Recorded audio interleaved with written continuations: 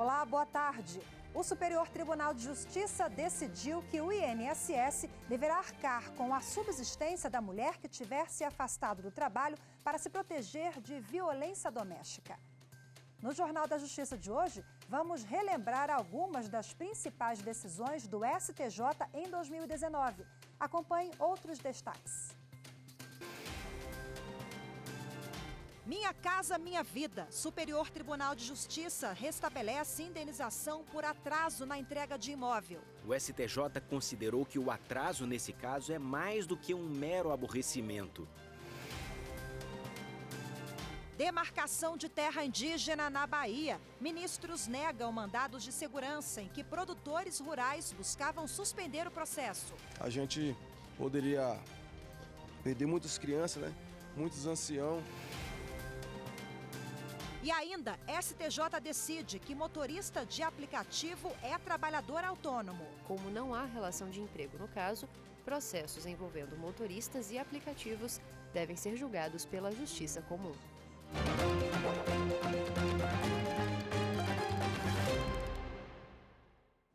O Superior Tribunal de Justiça restabeleceu indenização de R$10 mil por atraso na entrega de imóvel do programa Minha Casa Minha Vida.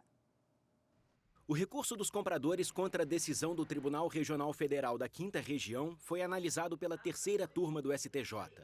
Os ministros discordaram do entendimento do TRF5 de que a indenização não era cabível. No caso analisado, o contrato de compra foi assinado em 2014 e as chaves deveriam ter sido entregues em 2016. Diante do atraso, a construtora, a Caixa Econômica Federal e os compradores fizeram um acordo judicial para a entrega das chaves em 2017. O trato também foi descumprido. Os compradores entraram na justiça e conseguiram a indenização em primeira instância, mas o Tribunal Regional Federal da 5ª Região reformou a sentença. Ao restabelecer a indenização, o STJ considerou que o atraso nesse caso é mais do que um mero aborrecimento. O relator do recurso apresentado pelos compradores, ministro Paulo de Tarso Sanseverino, lembrou que a jurisprudência do STJ de fato não considera dano moral o atraso na entrega das chaves. Mas para o ministro, a situação é diferente entre famílias de baixa renda, para as quais a aquisição da casa própria tem um significado muito mais expressivo em termos de realização pessoal do que para as famílias mais abastadas. Condomínio residencial não pode proibir a oferta de imóveis para aluguel por meio de plataformas digitais como Airbnb. O julgamento foi aberto com o voto do relator, ministro Luiz Felipe Salomão, que entendeu não ser possível o condomínio residencial limitar as atividades de locação. O ministro destacou que as acomodações via Airbnb e outras plataformas similares não estariam inseridas no conceito de hospedagem, mas sim de locação residencial por curta temporada. Além disso, não poderiam ser enquadradas como atividade comercial passível de proibição pelo condomínio. Os proprietários recorreram ao STJ após o Tribunal de Justiça do Rio Grande do Sul entender que a disponibilização do imóvel para aluguel pela plataforma digital caracterizaria a atividade comercial, o que é proibido pela Convenção do Condomínio. Para o TJRS, a ausência de vínculo entre o proprietário e os inquilinos, a reforma do apartamento para criar novos espaços de acomodação e o fornecimento de serviços, como de lavanderia, seriam suficientes para caracterizar uma espécie de contrato atípico de hospedagem e não um contrato de locação. O ministro Luiz Felipe Salomão apontou que a lei que estabelece normas sobre hospedagem determina a prestação de múltiplos serviços, como segurança e arrumação dos cômodos, excluindo qualquer utilização para fins residenciais, o que não acontece no caso analisado. Salomão ainda ressaltou que os proprietários disponibilizam o imóvel desde 2011 para esse tipo de locação, sem que tenha havido anteriormente oposição dos demais condôminos. O relator também destacou que não há notícia de que tenha ocorrido quebra ou diminuição da segurança do complexo residencial. O julgamento será retomado, ainda sem data definida, com o voto vista do ministro Raul Araújo.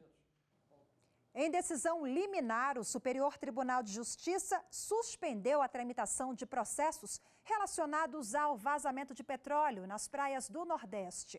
O STJ também definiu que a competência sobre eventuais pedidos de urgência é da Primeira Vara Federal de Sergipe, onde foi proposta a primeira ação civil pública sobre o desastre ambiental. A suspensão dos processos vale até a Corte julgar o conflito de competência. Com a decisão do ministro Francisco Falcão, as ações que foram iniciadas pelo Ministério Público Federal na Justiça Federal de Alagoas, Pernambuco e da Bahia, relacionadas às manchas de óleo, deverão ser remetidas à Vara Federal de Sergipe, que poderá rever eventuais decisões liminares proferidas pelos juízos originários. Segundo a União, todas as ações propostas pelo Ministério Público Federal pedem praticamente a mesma coisa: que o governo federal e o IBAMA tomem medidas para conter e recolher o material poluente com foco na proteção de áreas sensíveis. Para evitar decisões judiciais conflitantes, a União pediu a reunião das ações atuais e futuras na Seção Judiciária Federal de Sergipe. As primeiras manchas de óleo apareceram nas praias nordestinas no dia 2 de setembro.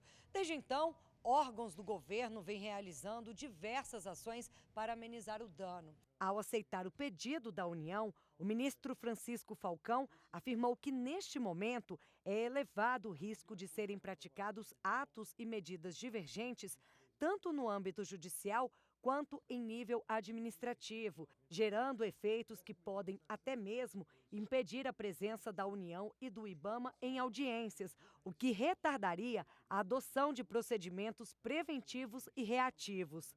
A suspensão dos processos vale até o STJ julgar o conflito de competência. Por unanimidade, a primeira sessão do Superior Tribunal de Justiça negou os mandados de segurança em que produtores rurais buscavam suspender processo de demarcação de terra indígena na Bahia. Índios da tribo Pataxó acompanharam o julgamento no plenário da primeira sessão do Superior Tribunal de Justiça. Os mandados de segurança preventivos foram solicitados por produtores rurais do sul da Bahia.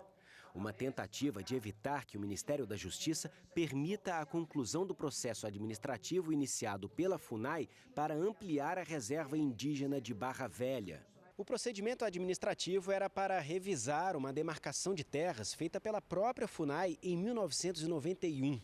O motivo?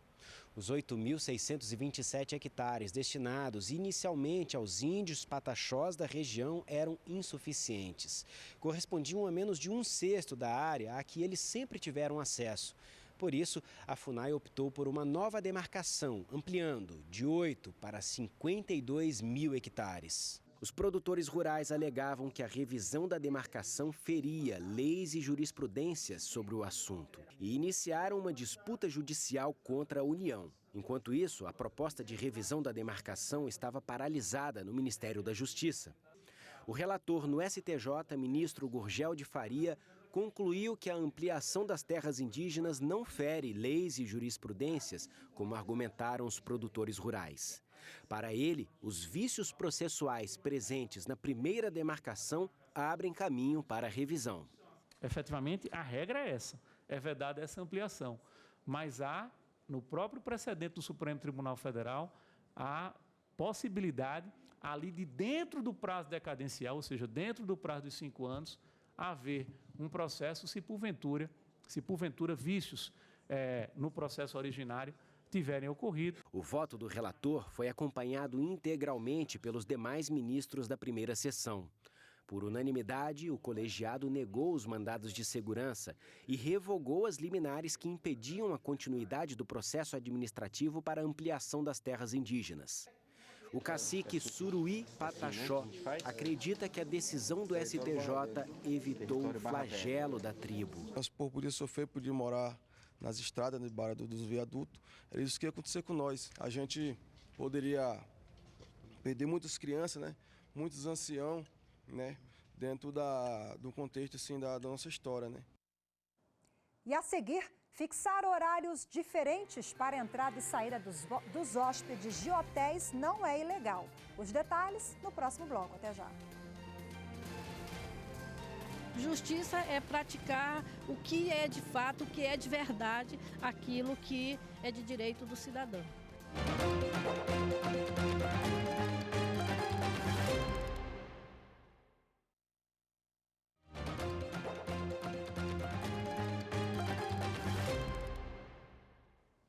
Estamos de volta com as decisões do Superior Tribunal de Justiça em 2019.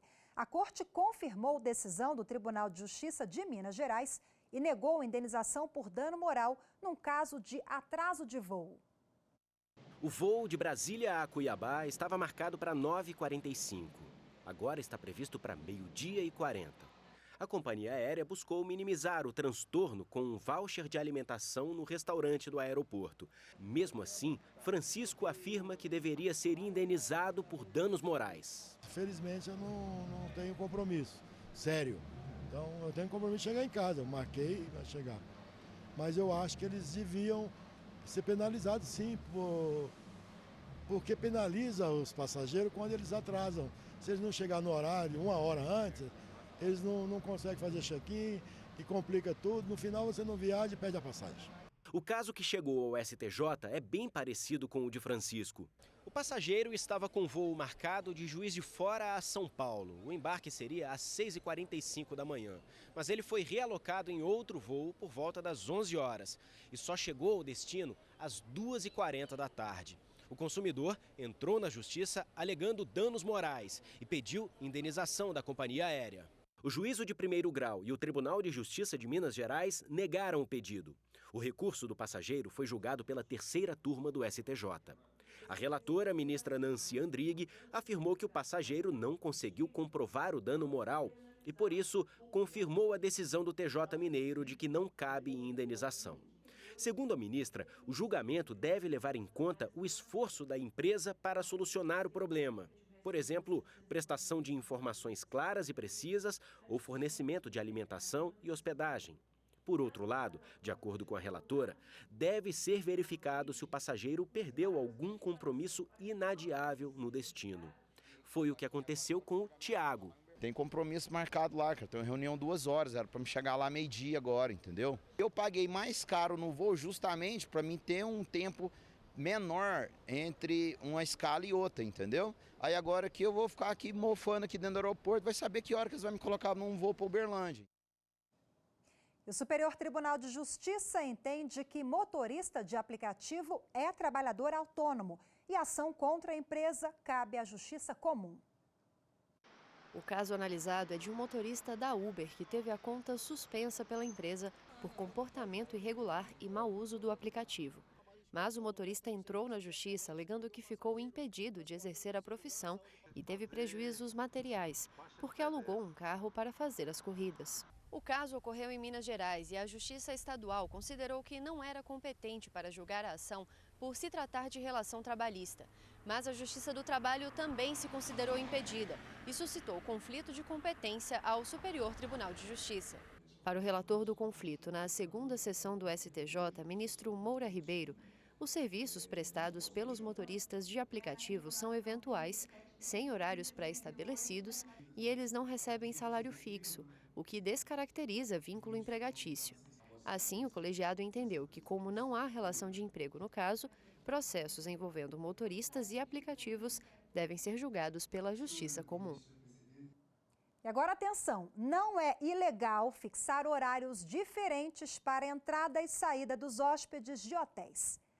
O STJ aceitou o recurso especial de uma rede hoteleira para que os estabelecimentos possam, por exemplo, definir 3 horas da tarde para o check-in e meio-dia para o check-out. A decisão do STJ reverte a condenação de uma rede de hotéis no Tribunal de Justiça de São Paulo, em ação movida pela ANADEC, Associação Nacional de Defesa da Cidadania e do Consumidor. O TJ estadual condenou a empresa a devolver aos hóspedes o correspondente a 3 horas por dia, retroativo aos últimos 5 anos. Os valores se referem ao tempo supostamente suprimido dos clientes, considerando que o total de cada diária deveria ser de 24 horas. O hotel fazia o check-in às 3 horas da tarde e o check-out ao meio-dia. O relator do recurso no STJ, ministro Paulo de Tarso Sanseverino, afirmou que é necessária uma interpretação razoável da lei federal que estabelece a diária de 24 horas. O relator do recurso ressaltou que já existe um consenso entre hóspedes e hotéis em relação à necessidade de reservar um tempo para arrumar a cama, fazer faxina e reabastecer o frigobar dos quartos. Portanto, para o ministro, não há qualquer prática abusiva nesse sentido, principalmente como no caso julgado, o estabelecimento informa claramente os horários de entrada e saída dos clientes. Para o presidente do Sindicato dos Hotéis do Distrito Federal, Jael Antônio da Silva, se a determinação de ressarcir os hóspedes pelos últimos 5 anos fosse mantida, as empresas enfrentariam uma grave crise financeira. Ele acrescenta que os quartos são apenas uma parte do serviço de hospedagem. Se cada hóspede ficasse a critério de cada hóspede e ter que pagar também essas diárias, imagine qual que seria o custo dessa diária. Para você atender apenas desejos de um ou de outro hóspede.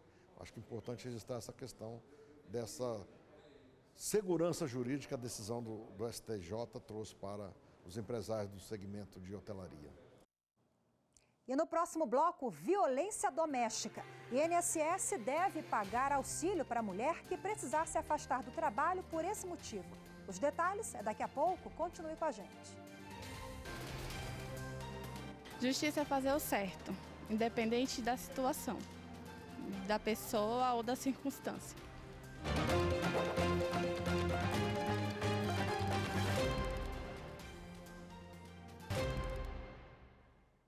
E dando continuidade às decisões do Superior Tribunal de Justiça, em 2019, a Corte chegou à marca de 500 mil pedidos de habeas corpus. O habeas corpus de número 500.000 do STJ aborda o tipo de crime mais comum, que é o tráfico de drogas, e tem origem no tribunal que mais gera a impetração desse tipo de pedido, o TJ de São Paulo. A observação é do ministro Rogério Schietti Cruz, presidente da 3ª Seção do STJ, especializada em direito penal. Para ele, o aumento exponencial do número de habeas corpus nos últimos anos se deve, em parte, à democratização do acesso à justiça, resultado do peticionamento pela internet, que hoje pode ser feito de qualquer lugar. Apesar do fator benéfico, o ministro adverte: a enorme quantidade de habeas corpus gera sobrecarga e lentidão no Poder Judiciário. Juízes, membros do Ministério Público, que muitas vezes também formulam acusações sem terem o devido respaldo, juízes que eventualmente não fundamentam de forma adequada as suas decisões, ou tribunais que eventualmente não seguem um entendimento consolidado na jurisprudência, advogados que eventualmente impetram ordem de habeas corpus sem nenhum cabimento, muitas vezes sem sequer juntarem peças que são fundamentais para a compreensão daquela causa.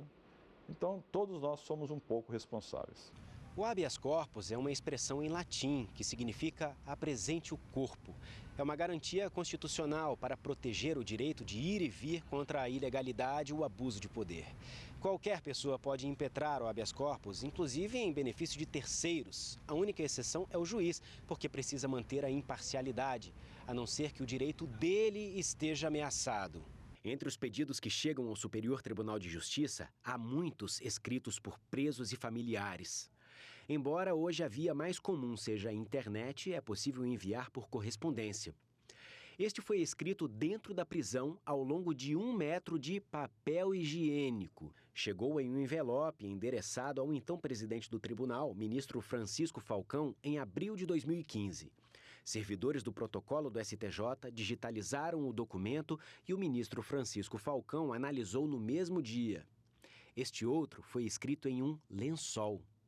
Os 2 pedidos, que estão no Museu do STJ, simbolizam a importância do habeas corpus.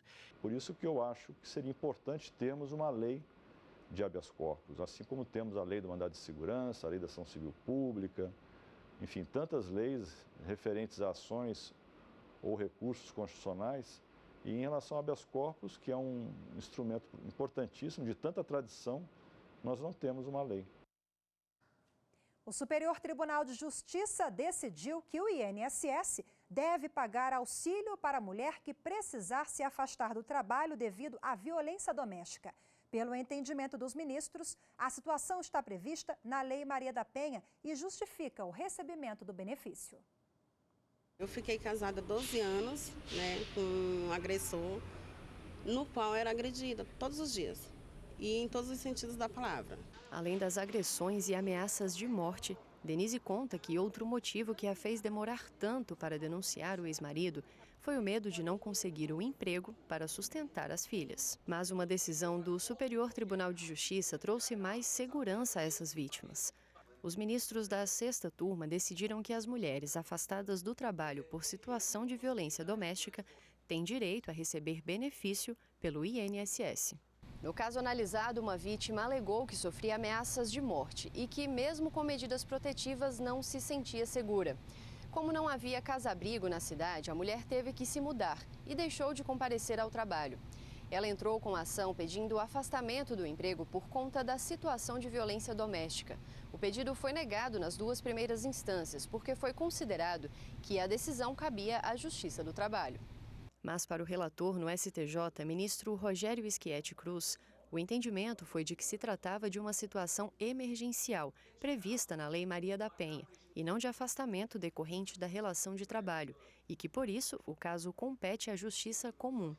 Os ministros da 6ª turma também entenderam cabível o pagamento de benefício enquanto a mulher está afastada. A decisão equiparou este afastamento a uma causa justa de interrupção do contrato de trabalho, dos serviços prestados, e fez um paralelo com o auxílio-doença, de tal modo que ela possa, durante o período em que for necessário o seu afastamento, continuar a receber a sua remuneração como se fosse um afastamento por motivo de doença, já que não há uma previsão clara quanto a quem vai receber. E, nesse sentido, nós definimos que os primeiros 15 dias são da responsabilidade do empregador e o restante da responsabilidade do INSS. Eu vou ter esse dinheiro garantido e então vai me ajudar bastante, principalmente porque quando você sai, o mais difícil é o recomeço. E a necessidade, portanto, de, na aplicação da Lei Maria da Penha, terem sempre em mente que o objetivo é a proteção da mulher. Então, ainda que não haja uma clara dicção do texto da lei sobre determinada situação, o juiz deve ter a criatividade para, em situações como esta, não desproteger a mulher. Não é possível apenas um dos pais dar ao filho do casal o sobrenome de algum antepassado que não faça parte do próprio nome. A decisão é do Superior Tribunal de Justiça. Denis Pereira. Era assim que o bancário se chamava até os 35 anos. São 4 anos com um novo nome, Denis Pereira Renovato. A mudança foi para incluir também o sobrenome da mãe. Antes era apenas o do pai. Foi uma escolha dos dois. Meu pai e minha mãe decidiram, na época do registro, registrar só com o sobrenome do meu pai. Foi a mãe de Denis que sugeriu a alteração na certidão de nascimento. Mudança que, para ele, fez a diferença. Claro que eu fico feliz, de ter um documento com o sobrenome. É oficial agora. Mas fazer uma alteração no nome não é tão simples assim. No caso do Denis, ele conseguiu porque era maior de idade e queria ter o sobrenome da mãe, o que lhe é de direito. Caso diferente analisado pelos ministros do STJ, que decidiram não ser possível que apenas um dos pais queira dar ao filho do casal o sobrenome de algum antepassado que não faça parte do próprio nome. No caso analisado, os pais celebraram acordos sobre a pensão alimentícia, mas permaneceu a divergência quanto ao nome do bebê. A criança foi registrada com 2 sobrenomes maternos e um paterno. Só que o pai pediu a inclusão de um segundo sobrenome para homenagear a bisavó paterna da criança. Tal sobrenome, entretanto, não foi repassado ao pai, já que a bisavó, ao se casar, deixou de usá-lo. No STJ, o relator, ministro Vilas Boas Cueva, negou o recurso especial do pai. Para o magistrado, a homenagem refoge à função do nome, que é identificar o indivíduo em seu convívio social e em seu núcleo familiar. O ministro Vilas Boas Cueva alegou ainda que não é justificável que se obrigue alguém a portar todos os nomes familiares das gerações passadas sem haver razão relevante e concreta para isso. A quarta turma do Superior Tribunal de Justiça condenou um homem que contaminou a ex-companheira com o vírus HIV. Essa mulher foi infectada pelo ex-namorado. Ela descobriu o diagnóstico fazendo exames periódicos. Quando soube que tinha sido contaminada pelo vírus HIV e contou para o ex-companheiro, o homem assumiu que tinha conhecimento do próprio diagnóstico, mas que optou por não contar. Ele fez alguma coisa que ele jamais poderia ter feito, porque ele me expôs à infecção, eu poderia ter morrido por causa disso, né? Quer dizer, é quase que um assassinato, né? Um caso como o dessa mulher chegou ao STJ.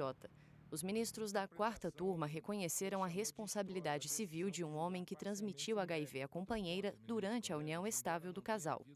De acordo com o processo, o réu sabia que era portador do vírus e não informou a mulher. Esse advogado explica a previsão legal que ampara a responsabilização quando o vírus é transmitido intencionalmente ou quando o portador não toma os cuidados necessários para evitar o contágio. O Código Civil prevê a obrigação de indenizar pela prática de ato ilícito, né? Uma responsabilidade de forma genérica, né? Mas pode e vem sendo aplicada para esses casos, ainda que o STJ tenha decidido recentemente num caso pioneiro. No caso analisado pela quarta turma, o casal manteve união estável por 15 anos e a mulher pediu na justiça uma pensão mensal e indenização por danos morais. A responsabilidade civil foi reconhecida em primeira e segunda instâncias por considerar que o ex-companheiro assumiu risco com seu comportamento. O Tribunal de Justiça de Minas Gerais havia fixado a indenização em R$ 120 mil, mas negou o pagamento da pensão mensal. Tanto o homem quanto a mulher recorreram ao STJ. A defesa do réu alegou que o Tribunal Mineiro foi omisso e sustentou que não foram preenchidos os elementos da responsabilidade civil. Já a mulher pediu a reforma do acórdão para aumentar o valor da indenização e fixar a pensão mensal.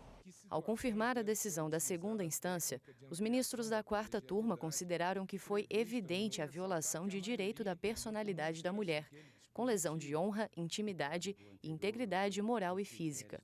Por unanimidade, o pedido da pensão foi negado porque exigiria o reexame de prova, o que é vedado ao STJ. Já a indenização foi mantida em R$ 120 mil. E a gente fica por aqui. Muito obrigada pela sua companhia. Tchau, tchau.